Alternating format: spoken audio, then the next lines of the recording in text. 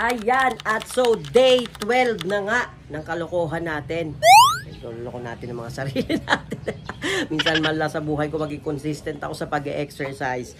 At ang goal natin dito ay makarating sa 100-day challenge ko sa pag-treadmill or pagtakbo every day. Sabi ng coach ko na sa Singapore, shout out kay kasosyong Eric. Woo! Bawal daw ako mamahinga. Bakit naman, friend? Dapat mamamahinga ako ngayon eh. Pero naalala ko yung salita niya. O nga naman. Sa mga nag-aalala na baka mapilayan ako, thank you sa best friend ko. Shout out kay Catherine Chua na nagsasabi na baka masyado akong mabigat, then tumatakbo. Ang ginagawa ko lang naman po talaga honestly, kapag nagvi-video ako, ano na yon, nakatakbo na ako ng 20, nakapag-walking na ako ng 20 to 25 minutes. Ang ginagawa ko sa kabuuan, 30 minutes, dalawang 1 minute doon ang running. Siyempre, yung pinakahuling run ko, yun yung vini-video ko palagi, everyday. Para medyo na ano na tayo, na warm up. At kahapon nga ay wala tayong vlog na nagawa because right after nga nito naligo na ako dahil may nag-aantay sa akin. Si Attorney Aloy. Hello, thank you naman na tagka-oras ka na sa amin. Charot, charot lang. Friend natin yan, si Attorney Aloy. At post ko dito yung mabilis ang kalokohan namin habang inaayos namin ang company policies. Sabi nga niya, as he termed, hirap kausap ng mga attorney, daming alam. Kobe. Yes. Yung, ayan, magka-date kami ni attorney ngayon. Hello. Mga, ano to eh, hello, gaganda naman namin. Oh, bawal yung bakit sa treehouse. Yun ang unang requirements. Discriminating. Di ba mas talaga yung bawal? Sabi ko lang galing. Bawal ano? Kasi attorney bawal daw po yun eh. Alin? Discrimination. Tapos Ano pa? kami kinukwento ka yung pag Yung alin? nag-a-apply sa'yo. Oo. Ayoko na ikwento, baka matalino, okay lahat. Pero pag harap sa'yo, dulay. Uy, bawal yun. Bawal yun. Nag-example lang ako sa kanila. Kasi di ba may nakalagay tayo dyan sa policy na no to, ano yun, no discrimination emerald. O anong gagawin ba? Kaya, oh yan, mga judgmental. Bawal po yun. De, welcome kami dito. Any LGBT. race, any Yes. gender, Yan. any size. Yan, any size. Pero bawal ang payat. Tapos hindi tataba. Tatanggalin. Yun lang. Attorney, ano no, sexy. Ang sabi nga na ba ko ulit eh. Oo eh. Ba't di ka sumama sa kanya? Dagat kasi ng dagat. Ano ko ay sarili ko. Oy, pero sasama yan. Saan? Mag-ano, di ba sabi mo? Mag-enroll sa Anytime Fitness. Oo, tara. Wala bang ba ganun ang treehouse? For Anytime Fitness? For lawyer? Magkakaroon. Magkakaroon tayo. Pag mabilis ka mag-reply. Ay. Sabi ko, kinikwento ko, si Raika ako, nag-PM. Sabi niya, boss, aalis na naman si attorney. Ay, ano ka kung gagawin natin? Going over. Wow, going Pero we're over. professionalizing everything, di ba? Yes. Pati mga requirements. Ayusin yung mga Contracts. permit namin, naiyak na kami. Pag-usapan natin pag wala ng video. Oo. Yung mga ano yan? Sobrang dami talaga nilang alam. Sobra. At ang sabi nga niya, we should be needing to professionalize everything since we're acting as a corporate naman. Wala naman tayong masyadong alam dyan. Sa nakita ko lang, may mga organizational chart and then nga, may mga company policies, handbook.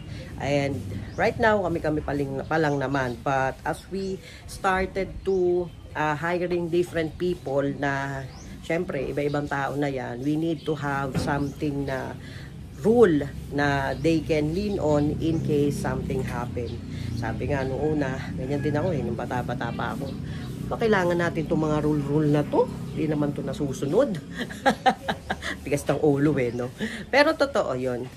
Kailangan lang kasi natin talaga ng guidelines. Say, for example, pag ilang late na, kung ilang absent, ayan, kailan magkakaroon ng disciplinary action and all, ilan ng vacation leave, para hindi naman sila nade-deprive.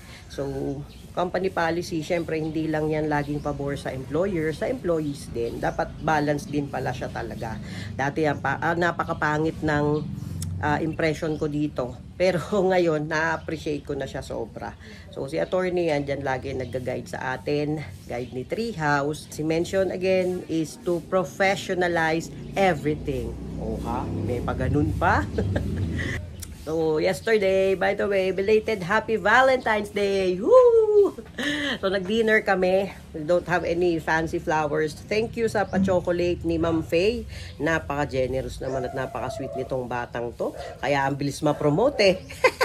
Sa office, quick meeting nga lang. Then, tamang check-check lang kami. Tapos may nagtalo pa nga bago mag-uwian. Shout out kay Ma'am Chit at saka kay Ma'am Lani at Ma'am Tess. Pero hindi naman pagtatalo yon, something lang na pinag-usapan. At pagkatapos noon, gabi na kami, may nasikaso pa si Ma'am Chit, ako rin. Ako naman ay may pinagkakakatikot dito pag gabi, pag umuwi, hindi naman natatapos ang paperworks. Hindi naman natatapos ang paperworks natin. Si Ma'am Chit, pag uwi, double job yan. After sa Treehouse, andito naman sa tapat sa Arc of Beauty, inaasikaso niya. Then, nakapag-dinner naman kami, tinatry naming humabol doon sa 95 Diner, doon sa bagong bukas.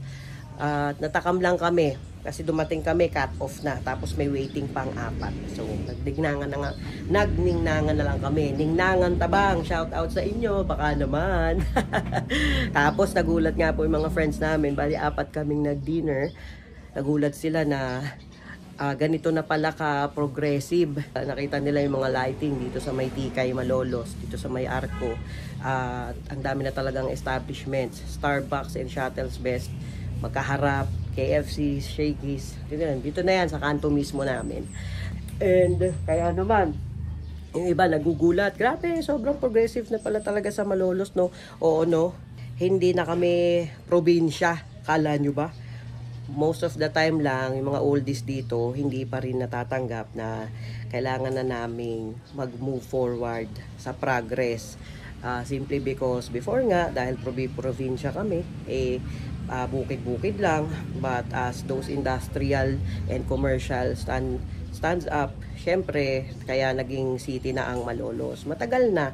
Ngayon lang talaga kami talagang nagfo-focus na, eto na yung development sa Malolos. Actually, ngayon pa nga lang nagbi-build ng mga commercial building dito. As in, ngayon pa lang, nagsimula pa lang siya actually nung pandemic. Ano pa masishare natin? Pagka dito sa mga vlog, dapat talaga madaldal ka no? Sobrang daldal mo dapat at madami kang alam. But yung sa akin kasi, what I'm trying to practice right now is to talk in front of the camera. Kung may importante kaming pinag-uusapan, kung hindi naman siya masyadong sensitive, is ma-share sa inyo. Kasi mas madaldal ako sa personal, yung walang nakaharap na camera. Ngayon lang, everyday, kaya 100-day challenge din tayo ng upload or 100 video uploads din tayo. Is pinapractice ko din yung sarili ko na magsalita sa harap ng camera nang hindi nahihiya. Believe it or not, kahit nagpa-podcast kami sa Treehouse, we only do it once a month, kung napapansin ninyo. So, by the way, follow nyo nga pala yan, Treehouse Malolos, Facebook official page namin, Treehouse Malolos. Ito po yan. And then, YouTube. If you're more fond of watching YouTube, kasi doon talaga yung long form, i-upload ko YouTube, Kowi Santos, pa-subscribe na din. And Treehouse Malolos. Doon kasi sa Treehouse Malolos, kasama ko si Ma'am Chit and si Boss Bong na nagpa-podcast, wherein we talk about life, about everything. We talk as we are like human beings. Hindi palaging lupa, palaging title. Although, a lot of people, a lot of you wanted to know all of those processes. May Google naman, may kita na sa Google yan. Nakita nyo nga lahat ng hindi naman totoo, nando doon na pag may nagbida-bidang mga influencer dyan na dapat wala daw VAT kapag nagbenta ka ng property ng below 3 million. Paano naman kaming nasa trade? Kasi exemption kami to the rule. Syempre, hindi naman nila i-emphasize yan, di ba? Right now, unti-unti lang muna tayo. Small steps, baby steps. Dito lang naman talaga tayo nagsimula kahit sa business. Hello! Come here! Ma'am Chit is here. So sila natulog sa spe. Hi! Ang dami ng puti. Ang sa mga staff. Oo nga eh. Kinikwento ko nga kahapon. Di ko na lang kinuwento na nangungonsume ka. May muta ka pa. Kakagising lang. Doon siya natulog sa spa. Kamusta naman? Naaga kami natulog. Kaya nga ako Aga? nagising yun. Eh paano? Nabetchin? Oo O nga. nagninga gabi. Nag-date kami kagabi. Oo, nag-date kami. Hindi na kami uso-uso ng flower. Ikain na lang nata mo. Ibibili ko sa'yo flower na 2.5. Tapos 2.5, ay 2.9. Na ipangkain Mas pa mahal pa natin. yung flowers. May 43 Oo pala. nga, ay, grabe. Mag-practical tayo. Pagka ganitong kailangan tayo, kailangan practical tayo. No? No? Yung mga flowers, pwede mong ibigay ang kahit anong okasyon. Hindi lang Valentine's Day. No? Ah, maliligo ka na. Hindi pa. Tinatamad ako. Papasok mo tayo? Eh ako may kausap ako ng 1. Kausapin ko lang yung doon sa may Mambog. Uwi muna ako sa bahay kasi si Unang nag-aat ng dam. Ay, oo nga. Sige. So, sasama ba tayo kila Dico? Hindi. Hindi. Hindi ako sasama. Ano eh, layo. Tayo. Mm-mm. Hindi tayo mag-ano. Saan ba yun? Hindi tayo mag-ano. Sa Baler? Yeah, I'm not driving. Not driving. Si Gail sana eh, kaso pumunta silang ano. Oo. Next time na lang. Pagka ano, kasi alam ko pumunta sila sa Patay, di ba? Tatanong ko. Hmm? Na-priority. Pagtatalawin muna nila si Papa Lance. Ayan.